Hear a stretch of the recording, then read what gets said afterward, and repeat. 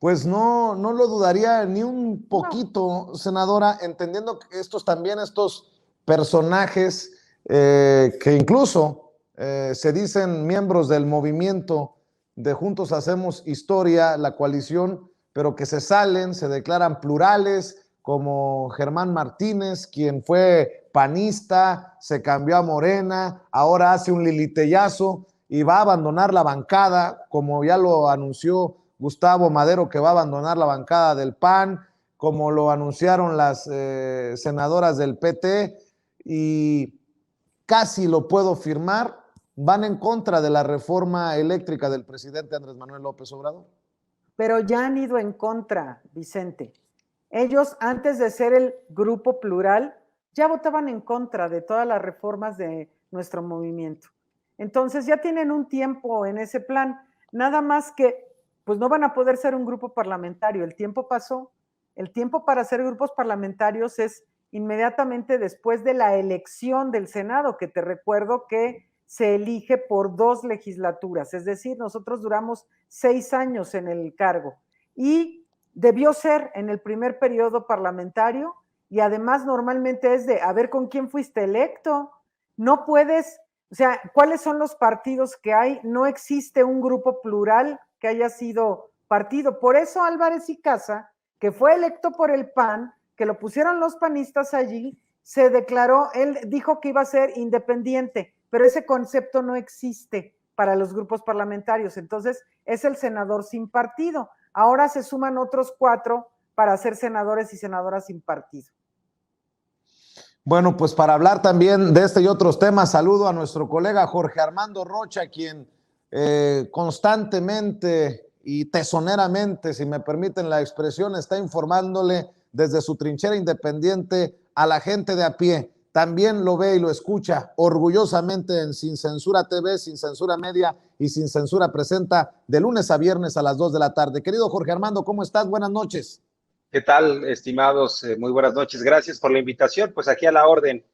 Siempre un placer estar con ustedes. Oye, Jorge Armando, estábamos platicando la senadora Antares y tu servidor sobre los senadores plurales, ahora que van a abandonar sus bancadas y creo que ya de plano se quitan la máscara, van en contra de la reforma eléctrica del presidente Andrés Manuel López Obrador.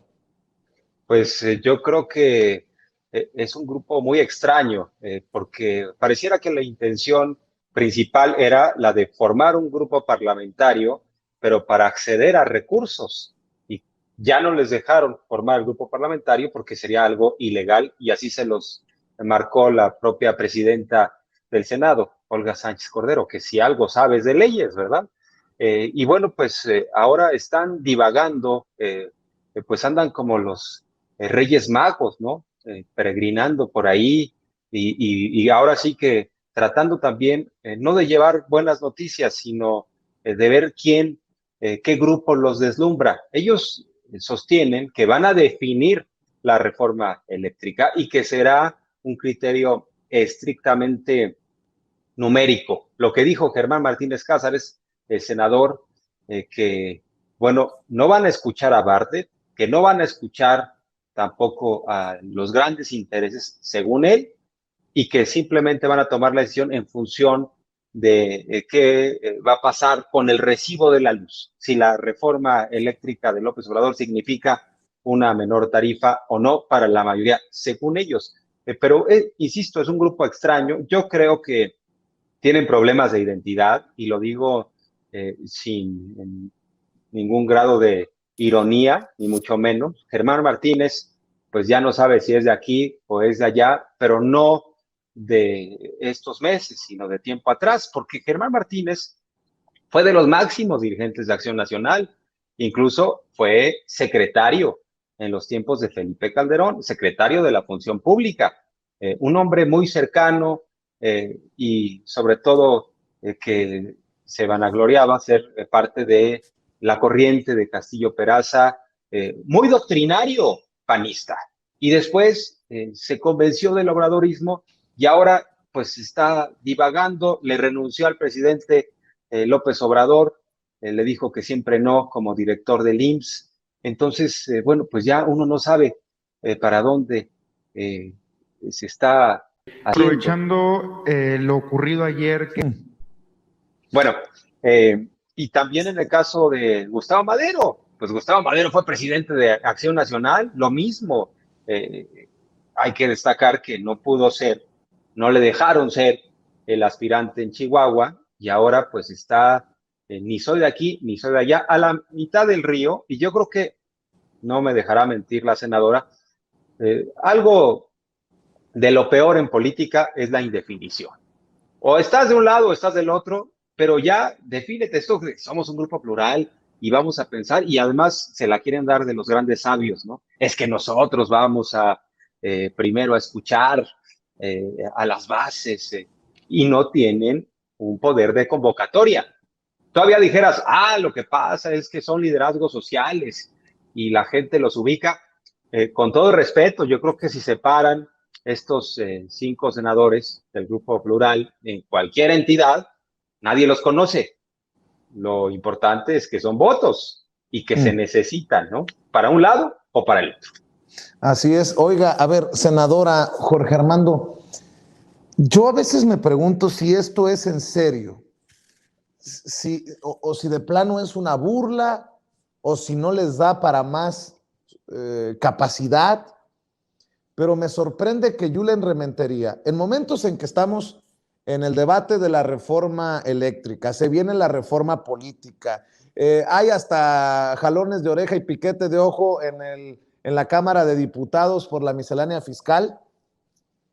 Julen Rementería, el coordinador de los senadores del PAN, de los senadores y senadoras del PAN, regresa al tema de los doctores cubanos.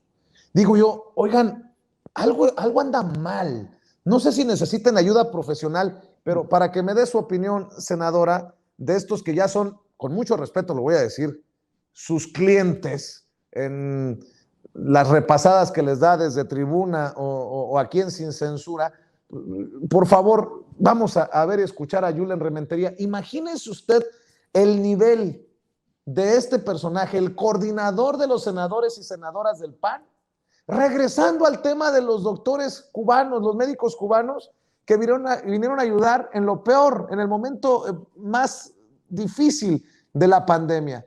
Échalo, Luis. Del PAN, pero no aceptamos nada menos que lo que la ley y la Constitución establece, que se pruebe si efectivamente estas personas eran médicos, que se pruebe y se nos diga a dónde fueron destacamentados, a dónde fueron enviados, a qué hospital, por qué se les pagaron esas cantidades, a cuántas personas atendieron. No permite ni la ley ni la Constitución que este tipo de información sea pues simplemente impedida para su conocimiento por cualquier ciudadano mexicano que lo quiera conocer. De forma que lo que estamos necesitando es la contestación con la verdad y podamos evitar que en este país se sigan dando actos de simulación, que se siga dando recursos para financiar a una dictadura como lo que es la de Cuba y se deje de lado las necesidades en materia de salud de los mexicanos. Requerimos la información tal como la hemos solicitado. No estamos dispuestos a aceptar nada menos de ello. Se presentó también, por cierto, pues un punto de acuerdo de urgente y obvia resolución para que se formara una comisión de senadores, pues, plural, y pudiéramos estar en la posibilidad de saber la verdad. Hasta este momento no se ha atendido. Seguiremos insistiendo y puntualizando. No podemos permitir que 255 millones de pesos de los mexicanos, porque no es del gobierno, de los mexicanos, a través del INSABI, y utilizando, por supuesto, al Instituto de Salud de la ciudad, pues simplemente se desvíen para otros fines distintos y que son solamente para apoyar a gobiernos extranjeros. Estaremos muy pendientes de la resolución y una vez que haya sido esta. Bueno, pues ahí está lo que precisamente publica Jorge Armando Rocha en redes sociales, siempre activo Jorge Armando Rocha en redes sociales, que yo lo pongo con esto que le voy a mencionar, que publica el diario La Jornada, senadora. Esto que está diciendo Julen Rementería va junto con pegado, desde mi perspectiva, con que la ultraderecha de Europa va a adoctrinar a una panista contratada por el Senado. Y ojo, porque eso tiene que llevarnos a opinar, a posicionarnos. Si nos posicionamos por la apapachada en el Senado al líder de Vox, pues tenemos que posicionarnos ante esto. El diario La Jornada señala que la vicepresidenta de la mesa directiva del Senado, la panista Alejandra Noemí Reynoso Sánchez, envió a una de sus asesoras, Alicia Galván López, a un programa de adoctrinamiento impartido por las 4 formaciones de extrema derecha más radicales de Europa: Vox de España, Ley y Justicia de Polonia, Unión Cívica de Hungría y el Frente Nacional de Francia. Galván López, con un contrato en vigor en el Senado, se nutrirá durante las próximas 2 semanas de la ideología más ultra del mundo occidental, en el que se ataca frontalmente a las legislaciones que reconocen el aborto y la eutanasia, que abogan por el cierre de las fronteras a los países de origen musulmán y que denigran, en el caso de Vox en España, el pasado precolombino de los países de América Latina, que definen como salvajes, caníbales y primitivos. La primera escala en el plan de adoctrinamiento en el que participará es Madrid, España, en concreto en el Congreso de los Diputados, y a invitación de la formación de extrema derecha Vox. Esta formación política, que actualmente es la tercera fuerza del Parlamento español, se ha convertido en el aliado de una parte del PAN y el PRI, al sumarse a una de sus iniciativas recientes, la Carta de Madrid, en la que aseguran luchar contra el nuevo comunismo, que es el indigenismo. Por eso digo que pues a mí se me hace que está practicando también Julen Rementería esto de cargarse cada vez más a la ultraderecha. ¿O cómo lo ve usted, senadora? Pues sí, bueno, la verdad es que volvemos al punto. A ellos, en los momentos de desesperación es cuando se nota su cara verdadera. Ellos siempre han sido de ultraderecha. Ellos quisieran hacer lo que Vox hace, por supuesto, pero en México el discurso de la derecha es impresentable, bueno, y en cualquier lado, la verdad es que en cualquier lado. Y Julen, digo, ya dan hasta risa loca, la verdad, risa loca, Vicente, con las declaraciones de este señor. El tema de la asesora es muy serio. Yo creo que mañana nosotros vamos a levantar la voz en el Senado, porque es increíble que sigan, o sea, bueno, la señora está de vacaciones, o por qué se va 2 semanas con sueldo, y bueno, es terrible lo que están haciendo, pero sobre todo quedan exhibidos, y además se están exhibiendo solitos, Vicente, solos. Ellos fueron los que sacaron sus fotos con Vox, ellos son los que salen a hacer esto de papelón, el ridículo de los médicos cubanos. ¿Qué pasaría, Vicente, si fueran médicos de Estados Unidos? Uy, hasta formados estarían ellos ahí en la fila para ver a esos médicos, pero son cubanos y tienen odio irracional contra Cuba. Entonces sale su vertiente reaccionaria muy evidente, y la gente los conoce y cada vez van peor y peor y peor. Y el tema de su salud mental, pues ya se los dije el otro día, que ya casi acabamos una legislación en materia de salud ambiental para ver si se ven beneficiados. Oye, Jorge Armando, así como está de intenso Julen Rementería para hablar de los médicos cubanos, así deberíamos de esperar un posicionamiento del PAN sobre Reyes Arzate, que se declaró culpable ante las autoridades estadounidenses. Al fin y al cabo, al final de cuentas, fue en sexenios panistas que estos construyeron su imperio narco, ¿no? Así es, estimado Vicente. En el caso de Rementería, ahora que estabas refiriéndote a este asunto, me acordé, me vas a decir que me sentí millennial, porque me acordé de la canción de OV7, la de Te juro que no es obsesión. Pues está muy obsesionado Julen Rementería con este asunto de los médicos cubanos, pero además es muy cínico porque no dejaron camas, no dejaron médicos, no dejaron infraestructura, era para que le estuviera agradeciendo a los médicos cubanos, y luego él se asume como experto en medicina. Yo la verdad es que revisé su currículum y no tiene nada que ver con un tema de salud. Él en su currículum tiene, por ejemplo, haber sido secretario de Obras de Miguel Ángel Yunes, un secretario oscuro, porque entregaba contratos, ahora sí, a la carta a los amigos de Yunes. Entonces, ese es Rementería. Y bueno, pues nada más insistir en lo que me estás comentando, lo que tiene que ver también con García Luna. Sin duda, hay cuentas que debe rendir Felipe Calderón, y en este caso tenemos a socios de García Luna que ya se declararon culpables. Entonces, al declararse culpables, lo que sigue es que García Luna se declare culpable y a su vez cuente todo y nos diga hasta dónde sabía y hasta dónde era su socio o no Felipe Calderón. Hay varios periodistas, Vicente, estimados, que sostienen que Felipe Calderón siempre supo desde un inicio quién era García Luna, porque García Luna no se hizo en el sexenio de Calderón, se hizo antes. En el sexenio de Vicente Fox fue el titular de la AFI, ya tenía vínculos con el crimen organizado, de acuerdo a los especialistas, y una carrera criminal. Lo que pasa es que García Luna le ayudó a Felipe Calderón en la campaña. Todo a la AFI la puso a trabajar para Calderón, e incluso infiltraron al movimiento de López Obrador, obtuvieron información privilegiada. Todo eso está documentado, no me lo estoy inventando, está debidamente documentado por varios periodistas dedicados a los asuntos de crimen organizado. Entonces, pues Felipe Calderón, ya sabemos que cuando nos referimos a García Luna, pues se le va el internet, nos deja en visto, no le entra. Eso sí, según él, es especialista en energías limpias, pero ya sabemos que fue empleado de Iberdrola, una empresa a la que a su vez favoreció.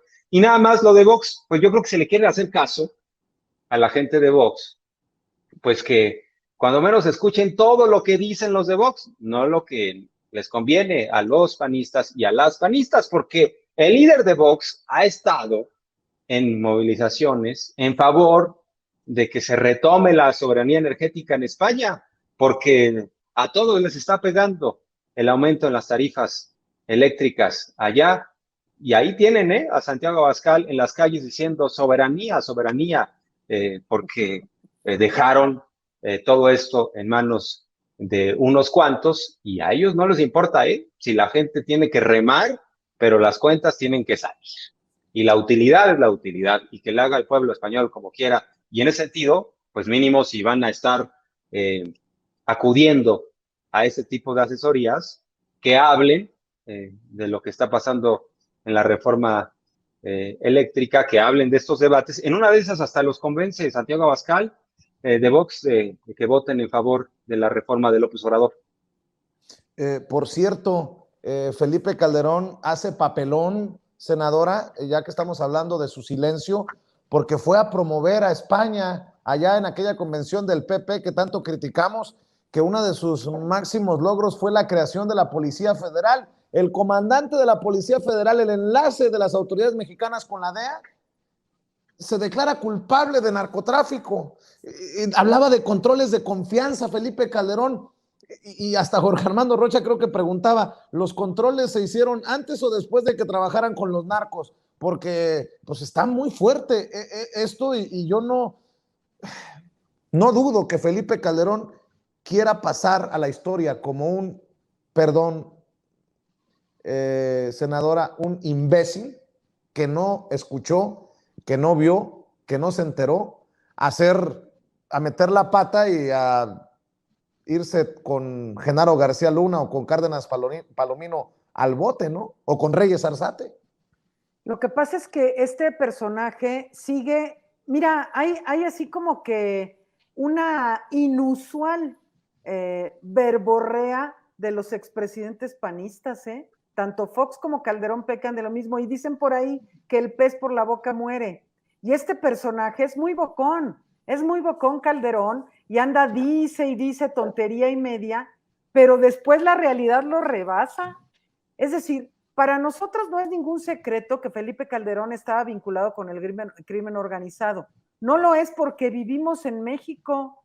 Nosotros vivimos en México y sabemos qué pasó del 2006 al 2012, cómo los niveles de violencia quedaron por encima de cualquier límite, cómo fue una cantidad increíble de muertos, daños colaterales, que él dijo así, de desaparecidos, de cómo ningún cártel de la droga, ninguno, vino a menos, al contrario, florecieron los cárteles de la droga en el sexenio de Calderón más que ningún otro. Entonces, para todas y todos nosotros resulta obvio que está vinculado. Y bueno, la realidad lo va rebasando. Ahí cayó García Luna, ahora este señor, Reyes Arzate. Bueno, entonces ya nada más falta que ahora que vaya a España lo agarren por ahí en un avión y se lo lleven también detenido. No sé, alguna cuestión que hace el ridículo realmente, pero están los del PAN en un ridículo constante, es una tras otra. Yo no sé si no se ven. Hay lo que yo veo ahora con Julen Rementería y con Kenia y con Lili Telles y todos esos, les va muy mal en las redes. La gente han reforzado la opinión negativa en su contra y vuelven a la misma. Ahora ya llegar otra vez ahora sí que al refrito de los médicos cubanos, caray, quiere decir que están muy desesperados y no tienen parque, no tienen argumentos, no tienen con qué. Ya han llegado a un nivel de debate, de insulto, de agresión, que ya no pueden, ahora sí que se enredaron en sus propios lazos. Fíjate que, por ejemplo, el viernes tuvimos la comparecencia de salud en donde hacen su tradicional show las panistas Lili Telles y Marta Márquez. Ahora ya no las dejaron ir a la comisión y mandaron a la otra show de Xochitl, que ni siquiera es parte de la comisión. Ahora ya no asisten al pleno. Ya cuando ella pide la palabra, la quitan. O sea, están en un plan así como que dicen, no, ya por favor, pero luego vuelve Julen Rementería a salir con esto, pues es que ya están de veras en una situación muy lastimosa. Déjenme cerrar con un tema que creo que debe de ser importante para la gente, para que entienda el nivel de encabritamiento de los panistas, sobre todo, por la miscelánea fiscal, la ley de ingresos. Este falso, ¿cómo decirle? Falsos filántropos. Dice el presidente Andrés Manuel López Obrador que los empresarios que se dediquen a pagar sus impuestos y que la filantropía la dejen para otro momento, para otras personas, pero que no pueden hacer negocio también de acciones de caridad. Y también en eso están muy encabritados los panistas. Ayer Margarita Zavala salió a despotricar contra las iniciativas de Morena. Fue cuando le dieron la espalda a los miembros de la bancada de Morena. Jorge Armando Rocha, pues creo que no exageramos cuando hablamos de falsos filántropos, ¿no?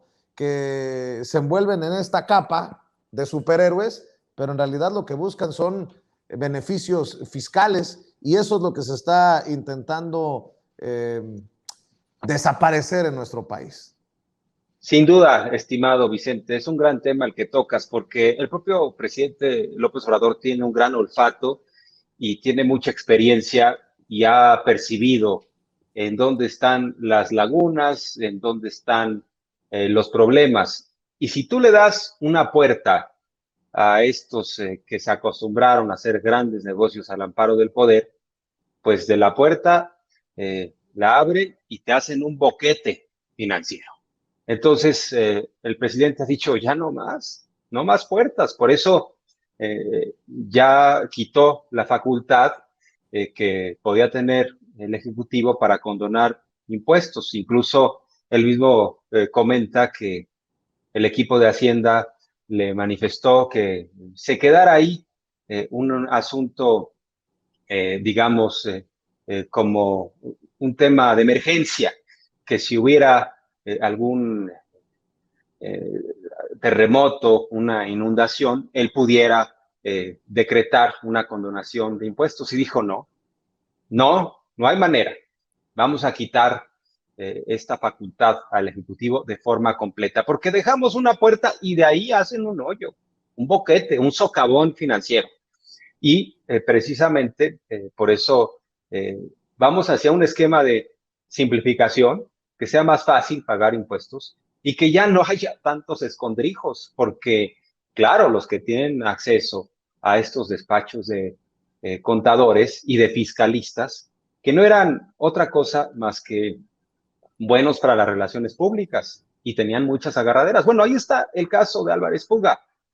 Álvarez Puga les ayudaba a empresarios a no pagar impuestos debidos, lo que tendrían que pagar. Bueno, le decía, mira, yo te armo una estrategia fiscal, vamos a generar no sé cuántas empresas fachada, ONGs, asuntos filantrópicos, de total, que el Estado te acaba debiendo. Imagínense, ¿no? Las estrategias que se aventaban.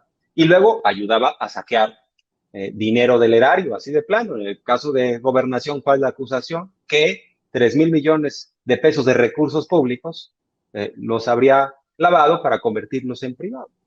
Él junto con Inés Gómez Font. Bueno, veremos qué sucede en ese asunto, pero tiene que ver mucho con lo que estás diciendo, con la idea del presidente de ya no dar margen a esas simulaciones, porque, insisto, tú les abres una rendija y entran todos se van por ahí, todos les sale el corazón filantrópico, que además, hay que decirlo, no son los que, incluso, imagínense el grado de contradicción, una diputada del PAN se subió a la tribuna a lamentar esta situación, pero les dijo a los de Morena, ustedes tienen que besar el piso que nosotros pisamos, o sea, ustedes tienen que besarnos los pies. Entonces, no son ni filantrópicos ni mucho menos, ni les gusta ayudar a la gente, les gusta obtener beneficios simulando.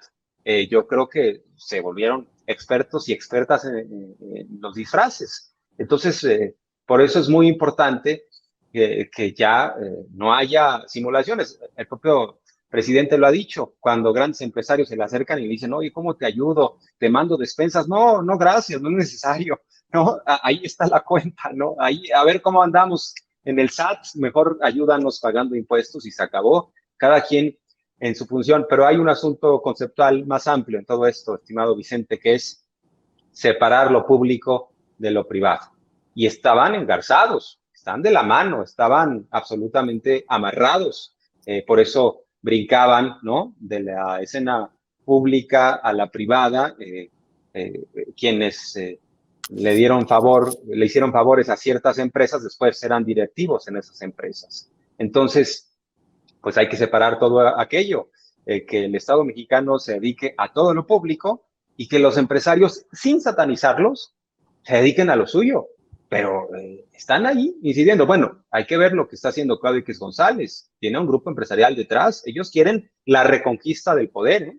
Entonces, son estos debates vivos, abiertos, y que todavía, pues yo creo que el presidente López Obrador empuja para un lado y hay otros sectores que empujan hacia el otro lado. No está sencilla la cosa. Así es, y para escuchar su reflexión final sobre este tema, si me permite pedírsela, senadora Antares Vázquez Alatorre, creo que está interesante también leer lo que publica Meme Yamel. Le mando un saludo a Meme Yamel. Dice, argumentos que no entiendo para evitar tope en las donaciones. Dicen que el gobierno no llega a donde llegan las organizaciones de la sociedad civil, cierto, pero ¿no les resulta indignante que para que ayuden las tengan que dar algo a cambio en vez de donar y pagar impuestos para fortalecer instituciones? Si fortaleces las instituciones vas a ayudar a más gente que solo donando. Si la intención de ayudar es real, las propias organizaciones de la sociedad civil deberían de estar indignadas porque quienes les defienden, lo único que realmente defienden son sus bolsillos, no las causas. Si su preocupación es el uso de los recursos, pues entonces el debate no tendría ningún sentido bajo los términos en los que lo están llevando. Debería centrarse en los mecanismos de control para realmente verificar que se fortalezcan las instituciones y los programas sociales. Yo le agregaría a esto, es la pata de palo, es de la patita que cojean políticamente hablando los de la oposición, porque estamos hablando de programas sociales a los que ellos le han dado la espalda. ¿No fueron los del PAN los que votaron en su momento en contra de darle apoyo a las personas con discapacidad? y ahora me van a salir que son los defensores del Teletón, solo como un ejemplo, senadora.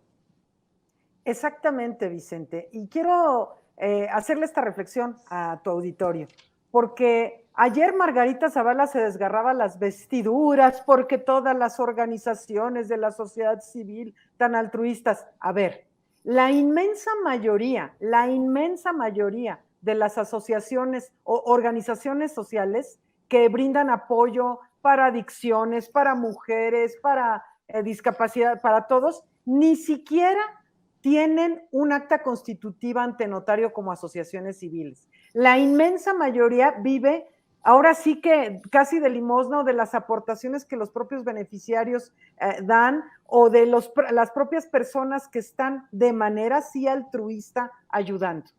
¿Quiénes son las donatarias autorizadas? Son una pequeñísima parte, muy pequeña parte, porque aún algunas que ya fueron, que sí lograron protocolizar la asociación civil y que ya tienen su acta constitutiva, no son donatarias autorizadas. Entonces, son unas cuantas. Y te voy a recordar algunas asociaciones de triste memoria, ¿verdad? Por ejemplo, Vamos México, o por ejemplo, la de Josefina Vázquez Mota, o por ejemplo, esta misma de Claudio X González, son de la sociedad civil y con eso aparentemente purifican el asunto al decir que son la sociedad civil. No, eso es falso. Además, la filantropía es ahora sí que dar sin mirar a quién y sin esperar una recompensa, ¿no? Si yo soy una filántropo, así bien, yo doy y no espero que me dé nada a cambio. Entonces, está muy chistoso esto que solo sea dar el donativo cuando me dan un recibo deducible de impuestos, que además lo van a poder seguir haciendo, pero hasta cierto tope. ¿Por qué?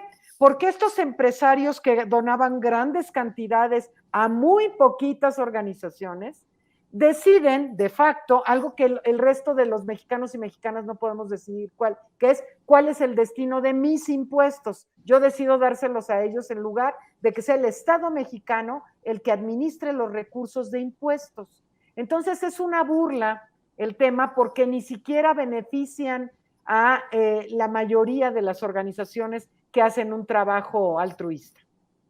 Pues yo te quiero agradecer, como siempre, senadora, por tu disposición para hablar sin censura de estos temas que en otros lados no se atreven, no les interesa, no les conviene, o siempre le meten por ahí mentirillas o medias verdades. Nuestro interés es informarle a la gente de a pie, pues con la mayor honestidad, con la mayor transparencia, y yo te agradezco por eso. ¿Por qué no cerramos también invitando a la gente para que te siga en redes sociales y se informe con los protagonistas? Sí, pues muchas gracias, Vicente. Yo les invito a seguirme en Facebook. Mi página es Antares Vázquez Alatorre. En Twitter es @AntaresVazAla. Y en Instagram también Antares Vázquez Alatorre. Entonces, para que me sigan y ahí nos estemos viendo. Te mando un abrazo, senadora. Te veo muy pronto, cuando Gracias. te permita tu agenda. Gracias. Jorge Armando Rocha. Yo siempre invitando a la gente para que esté al pendiente de las noticias y de tus comentarios de lunes a viernes a las 2 de la tarde. Y mi querido Jorge Armando, cada vez se mueve más esa cuenta de Twitter. Estimado Vicente, muchas gracias. Perdón, creo que mi micrófono ya se fue, pero me sigo escuchando. Ahí te escucho, ahí te escucho. Aquí por el teléfono. Muchas gracias, estimado Vicente, como siempre, por la confianza. Nada más, pues reiterar que hoy no cena Rosario Robles, no cena en el Funan, estimado Vicente. No cena Rosario Robles Berlanga, y vaya que hay motivos para ello, pero pues seguramente los que la tienen por perseguida política van a estar muy enojados, van a estar muy molestos. Perdón, me estoy rápidamente poniendo los otros audífonos. Ojalá que me puedan escuchar y comentar, Vicente, que sí, estoy en Twitter como @RochaPeriodista, aquí sin censura, de lunes a viernes 2 de la tarde, y también ya con mi canal personal, Jorge Armando Rocha Periodista. Ahí estamos con comentarios, análisis todos los días, estimado Vicente. Te mando un abrazo, Jorge, muchas gracias. Estamos al pendiente, nos vemos mañana. Jorge Armando Rocha hablando con nosotros sin censura.